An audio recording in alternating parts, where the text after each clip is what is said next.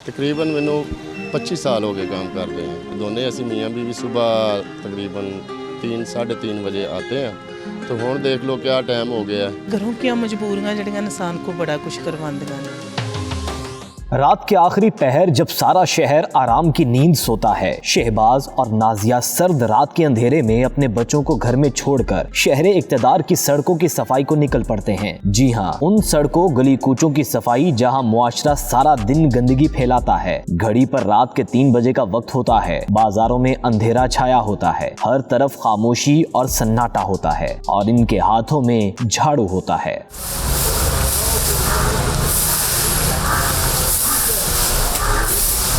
शहबाज और नाजिया 20 बरसों से वो काम कर रहे हैं जिसके बारे में मुआशरा सोचना भी पसंद नहीं करता, लेकिन इस काम के बगैर शहर एक दिन भी नहीं चल सकता। जब जुड़वा शहरों के बासी सोकर उठते हैं, ये दोनों मेहनती मियाँ बीवी इससे पहले ही सड़कों को साफ सुथरा कर चुके होते हैं। तब शहबाज और नाजिया की सुबह शुरू होती है।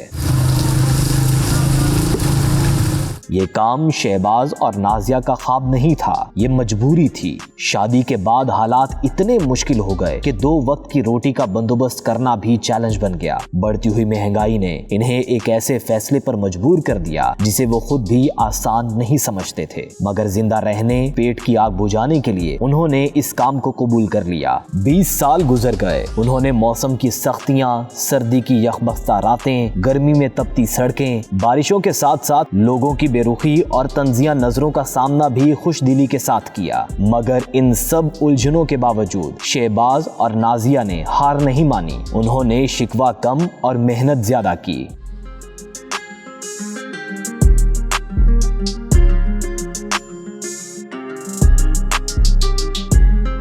शहबाज और नाजिया की जिंदगी का सबसे बड़ा सरमाया उनका बेटा है। जब शहबाज अपने बेटे को स्कूल जाते देखते हैं तो उसकी आंखों में एक खामोश सी उम्मीद जगमगाने लगती है। वो उम्मीद जो हर रोज शहबाज को दोबारा उठने की ताकत देती है। बच्चे मेरे तकरीबन एक बेटी है, 2 बेटे हैं।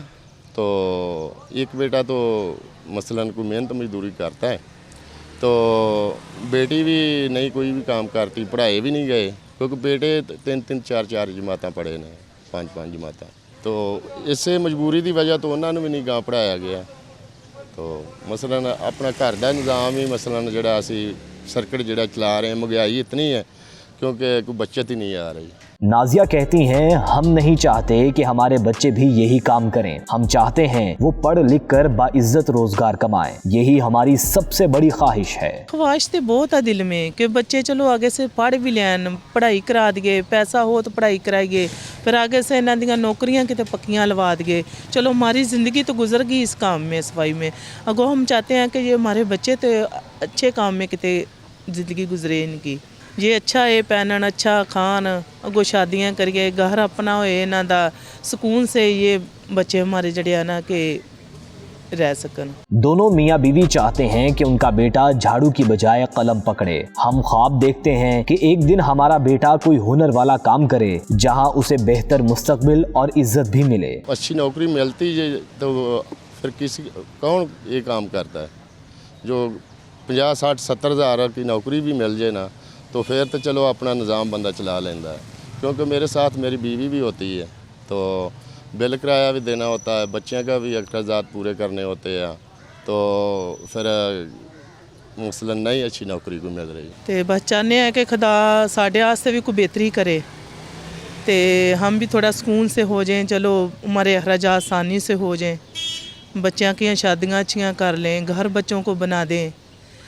बस ये सवाल है साढ़े सर। शहबाज और नाजिया की कहानी सिर्फ एक खानदान की कहानी नहीं, ये हमारे मुआशरे के उन हजारों अफराद की आवाज है जो खामोशी से मुआशरे की इज्तिमाई गंदगी उठाकर शहर को साफ करते हैं, मगर खुद मुआशरती बेहिसी की वजह से नजरअंदाज हो जाते हैं।